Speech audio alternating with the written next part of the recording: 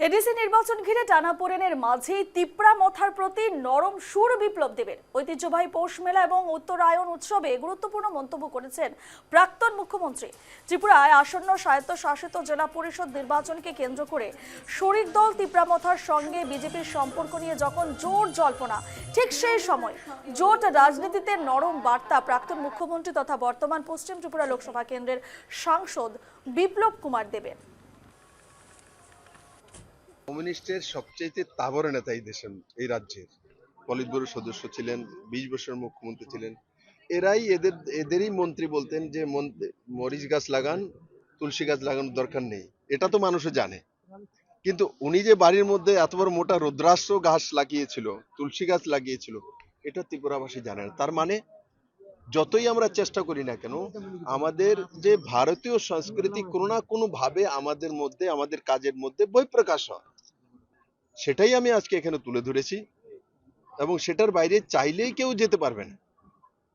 আর আজকের এই মেলা, পৌষ সংক্রান্তির মেলা, সেটা 139তম মেলা, আর সেটা উত্তরায়ণের প্রথম দিনে এই মেলার আয়োজন করা হয়।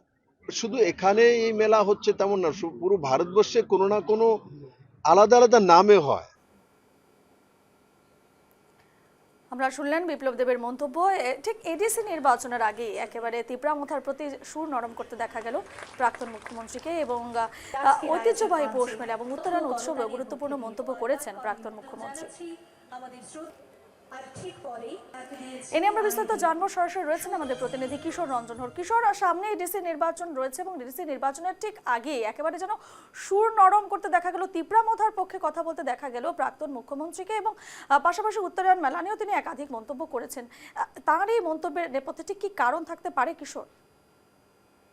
একেবারে দেখো, আমরা যতটুকু আমরা দেখিয়েছি নিউজ লাইভ বাংলার দর্শকদের, যে এডিসি নিয়ে যে ত্রিপুরাতে যে শাসক সহ তার যে শরিকের যে কুন্দল বা যে বলা বলা চলে যে বনিমানা হচ্ছে না, তা কিন্তু ক্রমশ কিন্তু বৃহৎ আকার ধারণ করেছে। এবং এ নিয়ে কিন্তু রাজ্যের যিনি মুখ্যমন্ত্রী রয়েছেন, তিনিও এক প্রকার স্পষ্ট করে দিয়েছেন যে এডিসির যে 28টি আসনে বিজেপি সেখানে প্রার্থী দেওয়া হবে এবং তারা কিন্তু জয়ী হবেন। এক প্রকার তিনি কিন্তু স্পষ্ট করে দিয়েছেন যে আসন্ন এডিসি নির্বাচনে কোনো জোট করছে না, অর্থাৎ পাহাড়ের একাই বিজেপি শক্তি প্রদর্শন করবে বা সেখানে প্রার্থী দেবে।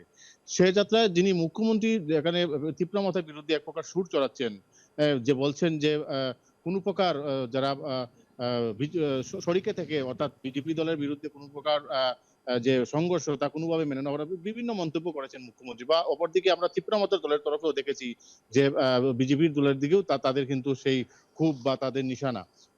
সে যাত্রায় কিন্তু আমরা দেখেছি আজ যিনি রাজ্যের প্রাক্তন মুখ্যমন্ত্রী বিপ্লব কুমার দেব বলেছেন যে জোট নিয়ে এক প্রকার তিনি কিন্তু নরম এবং সংযতই তিনি স্পষ্ট করেছেন। তিনি বলেছেন যে তীব্রমতের সাথে বর্তমানে জোট রয়েছে এবং তাদেরকে নিয়েই বর্তমানে ত্রিপুরা সরকার পরিচালিত হচ্ছে এবং আগামী নির্বাচনে কি হবে তা নিয়ে কিন্তু তিনি এক প্রকার মুখ খুলেননি। তিনি বলেছেন যে আমি জ্যোতিষ নই। সব স্বাভাবিকভাবেই কিন্তু স্পষ্ট যে জোট রাজনীতি নিয়ে তিনি এক প্রকার নরম সুর এবং সংযতই থাকলেন। তবে তবে তার সেই ইঙ্গিত আগামী দিনে কি বার্তা বহন করে তার দিকেই তাকিয়ে কিন্তু গোটা পাহাড়। একদমই, ধন্যবাদ কিশোর।